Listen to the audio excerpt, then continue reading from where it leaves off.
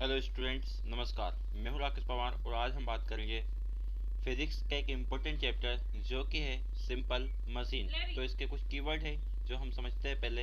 इसमें पहला कीवर्ड है work is said to be done when a force is applied on a body moves it. If the body does not move on applying a force on it, no work is done by the force. यानी कि किसी भी object पर work तभी होगा जब वो body move करेगी। अगर वो बॉडी मूव नहीं होती है तो मतलब वहाँ पे कोई फोर्स भी अप्लाई नहीं हुआ है और वहाँ पे कोई वर्क अप्लाई नहीं हुआ है, यानी कि कोई वर्क डन नहीं हुआ है। सेकंड कीवर्ड है the capacity of doing work is called energy. यानी कि जो काम करने की हमारी कैपेसिटी है उसको हम बोलते हैं एनर्जी। थर्ड पॉइंट है a machine is a device which help us to do work more easily. तो मशीन एक ऐसा डिवाइस है जो हमें काम करने में ज़्यादा हेल्प करता है। फिर हम देखते हैं नेक्स्ट पॉइंट जो कि है a machine enable us to apply a less effort for a load greater than the effort to apply the effort at convenient point and in a desired direction। तो जो मशीन होती है उससे हम less effort में ज़्यादा load लगा सकते हैं या ज़्यादा फोर्स लगा सकते हैं एक पर्टिकुलर डायरेक्शन में और एक कन्वीनियंट पॉइंट पर। मशीन का ये हमारा बेनिफिट है। नेक्स्ट पॉइंट है सब machine are simple and some are complex. यानी कि कुछ मशीन का सेटअप जो होता है सिंपल होता है, वही कुछ मशीन का जो सेटअप होता है वो कॉम्प्लेक्स होता है। अब देखते हैं हमारा नेक्स्ट पॉइंट जो कि है the mechanical advantages of a machine is the ratio of the load of the effort. यानी कि हमारा जो मैकेनिकल एडवांटेज होता है उसको हम किस तरीके से डिफाइन कर सकते हैं। तो mechanical advantages of machine is defined as the ratio between load and effort. कितना लोड है और कितना हमने एफर्ट लगाया उसका जो रेशियो है उसी को हम बोलते हैं मैकेनिकल एडवांटेजेस। ये फार्मूला है एक तरीके से, इसको आपको याद रखना है क्योंकि इससे हम न्यूमेरिकल सॉल्व करेंगे। नेक्स्ट पॉइंट है smaller the effort required for a certain load, greater is the mechanical advantage of the machine। यानी कि जितना कम इस एफर्ट लगाएंगे और जितना ज़्यादा लोड गेन कर ले वो, तो उतनी ही अच्छी उसकी मैकेनिकल एडवांटेजेस होगी मशीन की। यानी कि एफर्ट कम हो और लोड या काम ज़्यादा हो तो वो मशीन की एडवांटेज काफ़ी अच्छी है, यानी कि वो मशीन बेटर क्वालिटी में है। नेक्स्ट है the efficiency of a machine is the ratio of the useful work done on the load by the machine, the work put into the machine by the effort। अगर बात करें कि machine की efficiency क्या है तो efficiency को हम फार्मूले की हेल्प से निकालेंगे और वो फार्मूला होता है efficiency define as the work output in work input. यानी कि कितना हमें आउटपुट मिला है और कितना हमने इनपुट दिया है, इसका जो रेशियो है वही होता है हमारी इफ़िशियंसी। नेक्स्ट पॉइंट है the efficiency of an ideal machine is one. यानी कि जो एक आइडियल मशीन होती है उसकी एफिशिएंसी कितनी होती है, वन। आगे वाले पॉइंट्स को हम देखते हैं अब। तो नेक्स्ट पॉइंट है हमारा the efficiency of an actual machine is less than one because some part of the work put into the machine is lost in overcoming the friction between the moving part of the machine. यानी कि जो efficiency है actual machine की वो एक से कम है। Ideal machine की तो है जो कि पॉसिबल नहीं रहती है, उसकी तो वन है, यानी कि 100% है। लेकिन 100% किसी भी मशीन की एफिशिएंसी नहीं रहती है। क्यों? क्योंकि जब वो मूवेबल कंडीशन में ये रन करने लगती है तो उसमें फ्रिक्शन प्रोड्यूस हो जाता है, जिस वजह से उसकी एफिशिएंसी कम हो जाती है, वन से कम, यानी कि 100% से कम हो जाती है। नेक्स्ट है a lever is a simple machine we must commonly use in our daily life. It is a rod which can turn about a fixed point called the fulcrum। a lever क्या होता है? एक simple machine होता है जिसको हम commonly हमारे daily life में यूज़ करते हैं। एक तरीके से रोड की तरह होती है ये, इसको हम फिक्स्ड कर देते हैं एक पॉइंट पे और उस पॉइंट को हम बोलते हैं फलक्रम। नेक्स्ट है the mechanical advantages of a lever is equal to the ratio effort arm to the load arm. अगर बात करें मैकेनिकल एडवांटेजेस ऑफ लीवर की, मैकेनिकल एडवांटेजेस मशीन की तो हमने देखी, वही हम बात करें लेवर की मैकेनिकल एडवांटेजेस के बारे में तो वो होती है it is defined as the ratio between effort arm to load arm. यानी कि एफर्ट आर्म और लोड आर्म का जो रेशियो है उसी को हम बोलते हैं मैकेनिकल एडवांटेजेस ऑफ लेवर। हम देखते हैं नेक्स्ट पॉइंट है levers are of three kind. जो लेवर होते हैं वो कितने प्रकार के होते हैं? तीन प्रकार के। तो पहला है class one liver which have fulcrum in between the load and effort. Class one का लीवर जो फिक्स रहता है लोड और एफर्ट के बीच में, यानी कि कितना हमने एफर्ट लगाया और कितना लोड उसने गेन किया। वहाँ पर अगर है तो वो हो जाएगा क्लास 1 का labour. Class 2 labour who load in between fulcrum and the effort. अब जो सेकंड क्लास का है वो फल्क्रम और एफर्ट के बीच में रहेगा, जबकि क्लास थर्ड का रहेगा फल्क्रम और लोड के बीच में। तो लोड और एफर्ट के बीच में क्लास 1, फल्क्रम और एफर्ट के बीच में क्लास 2, और फल्क्रम और लोड के बीच में है तो क्लास थर्ड। अब आगे देखते हैं next point. The mechanical advantages of a class 1 labour can be one more than one और लेस देन वन। यानी कि क्लास 1 का जो एडवांटेजेस है लेबर का वो एक या एक से कम रहता है। नेक्स्ट है क्लास 2 का एडवांटेज जो रहता है एक से ज़्यादा रहता है, वहीं क्लास थर्ड का जो है हमेशा एक से कम रहता है। क्लास 1 का एक से कम या एक के बराबर रहेगा, वही क्लास 2 का एक से ज़्यादा, क्लास थर्ड का एक से कम रहेगा, एक के बराबर भी नहीं रहेगा। अब बात करते हैं कुछ आगे के की पॉइंट्स की। तो पहला इसमें है a pulley is a simple machine which is used for raising a load up by applying the effort downward। तो पुली क्या है, एक सिंपल मशीन है जिसका हम यूज़ करते हैं किसी चीज़ को लिफ्ट करवाने में। यानी कि उसको हम डाउनवर्ड डायरेक्शन में खींचेंगे तो कोई सा भी जो ऑब्जेक्ट उस पर है वो अपवर्ड डायरेक्शन में आ पाएगा, या फिर किसी को हम उस पर डाउनवर्ड करेंगे तो ऑब्जेक्ट हमारा अपवर्ड जाएगा, और अपवर्ड करेंगे तो ऑब्जेक्ट हमारा डाउनवर्ड जाएगा। अब देखते हैं हमारा नेक्स्ट पॉइंट जो कि है the mechanical advantages of an ideal pulley is one. यानी कि आइडियल पुली का मैकेनिकल एडवांटेजेस कितना होता है, वन, जो कि एक्चुअल में पॉसिबल नहीं है।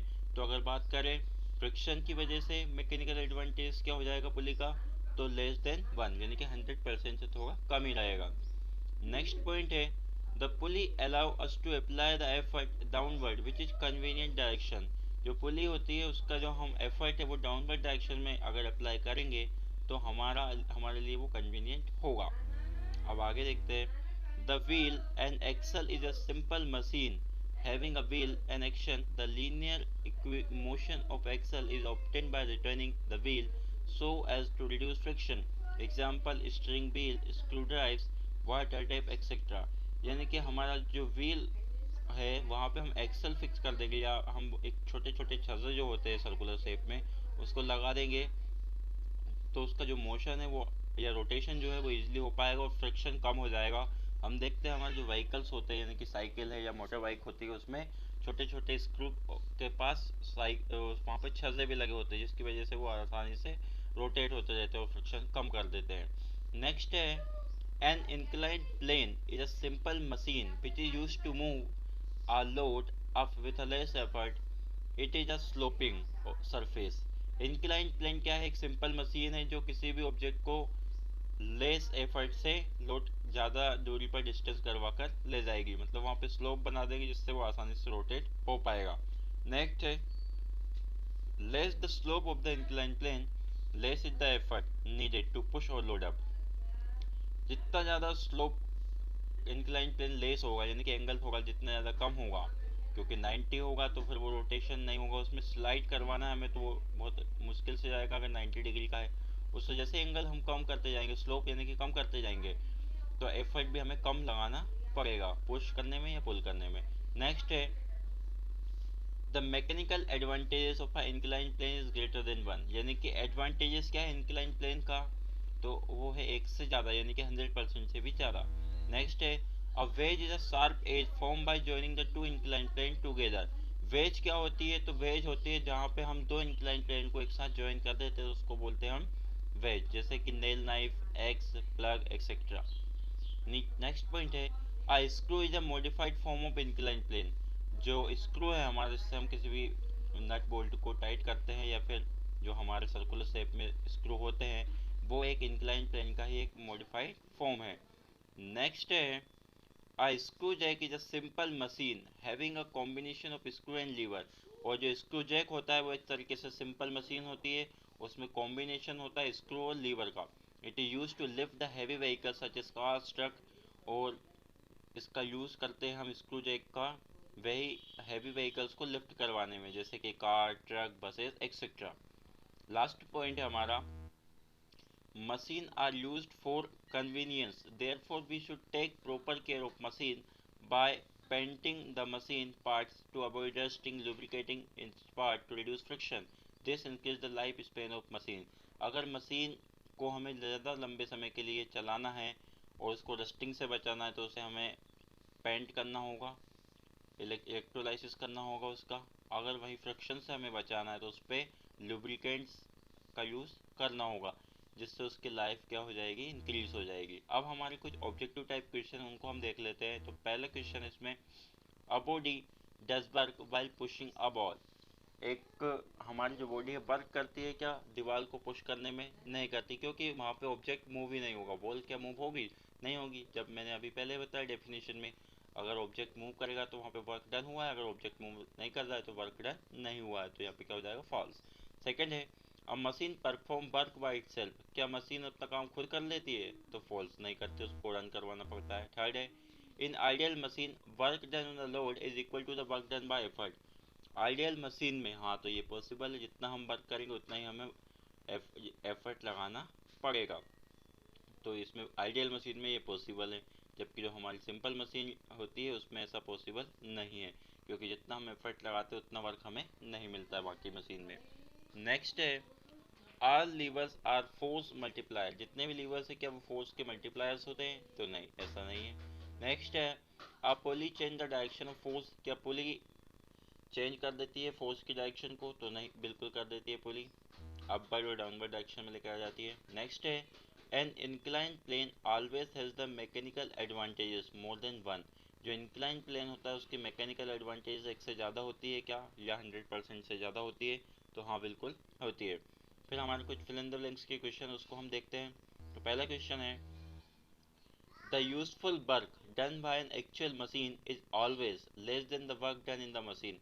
यूजफुल जो होता है एक्चुअल मशीन का वो The useful work done by an actual machine is always less than the work done on the machine. तो यूजफुल वर्क जो होता है एक्चुअल मशीन से वो हमेशा कम होता है जो मशीन हमारी करती है। नेक्स्ट है, in class second levers the load is between fulcrum and. तो क्लास सेकेंड में जो लोड होता है वो किसके बीच में होता है? फलक्रम और एफर्ट के बीच में। थर्ड है, the mechanical advantages of class third lever is always than. यानी कि जो मैकेनिकल एडवांटेजेस है क्लास थर्ड का वो हमेशा एक से ज़्यादा रहता है या कम रहता है? तो कम रहता है।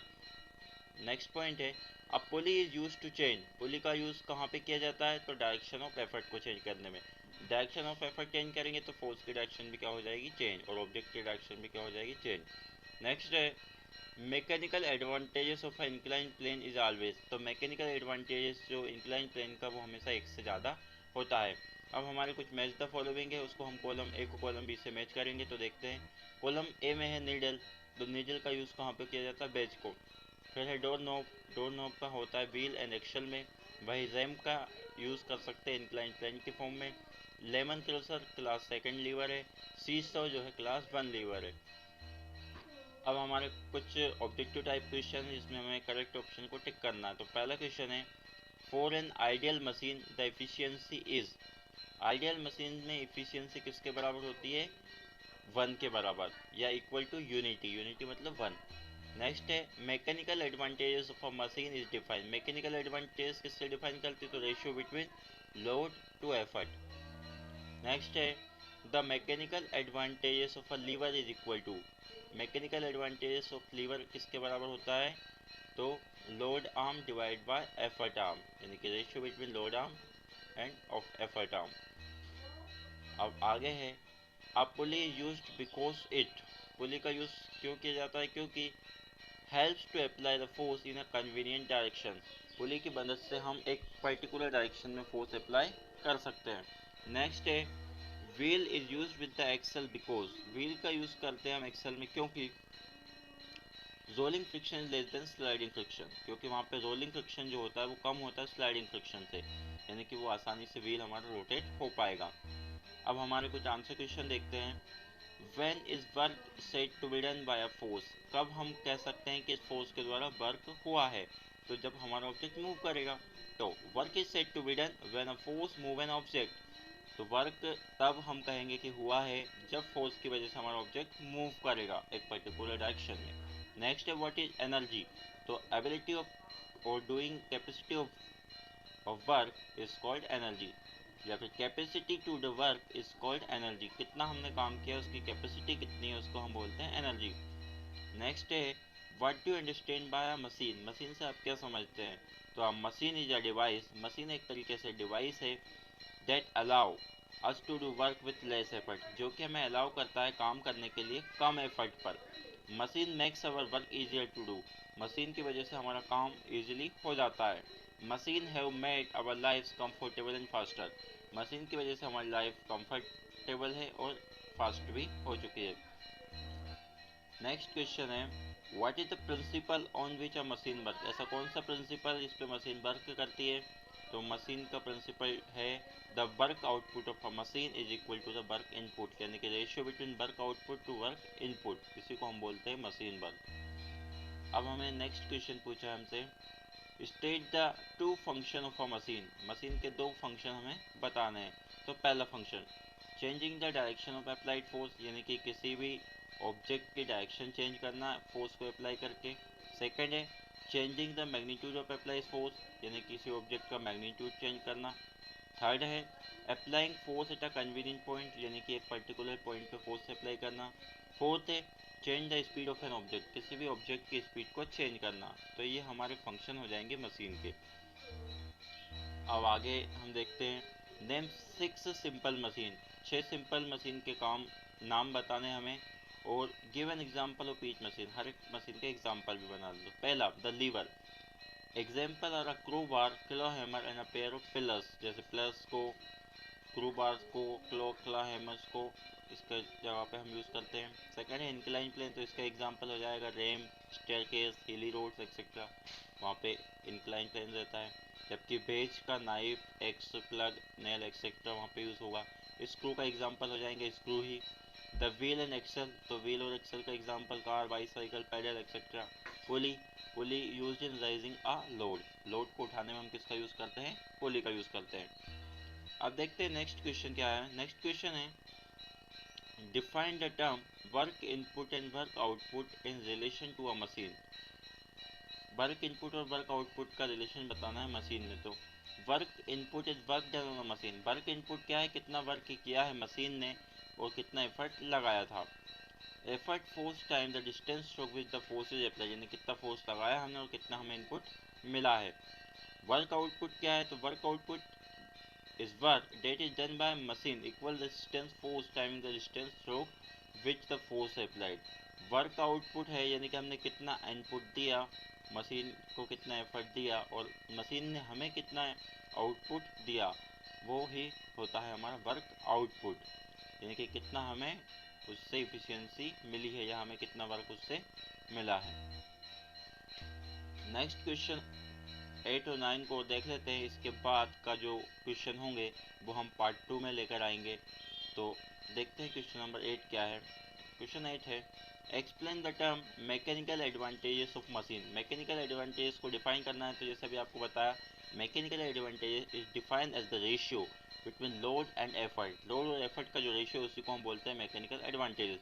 वहीं हम नेक्स्ट क्वेश्चन में पूछा डिफाइन इफिशियंसी, तो efficiency is define as the output energy to input energy, यानी कि आउटपुट एनर्जी और इनपुट एनर्जी का जो रेशियो है उसी को हम बोलते हैं इफिशियंसी। इसका नेक्स्ट पार्ट हम जल्दी ही लेकर आते हैं। उम्मीद करता हूँ ये वीडियो आपको पसंद आई होगी। अगर आपको पसंद आई है तो अपने दोस्तों में शेयर करें, हमारे वीडियो को लाइक करें, कमेंट करें और चैनल को सब्सक्राइब करें। धन्यवाद।